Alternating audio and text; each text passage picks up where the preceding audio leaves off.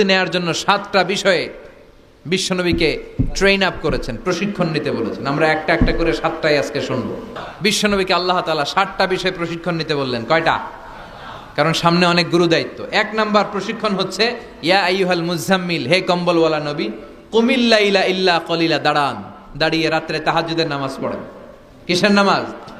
তাহাজ্জুদের জায়নামাজে মরণ দিও প্রভু আমায়, একামতে দিনের কাজে কবুল করে নিও আমায়।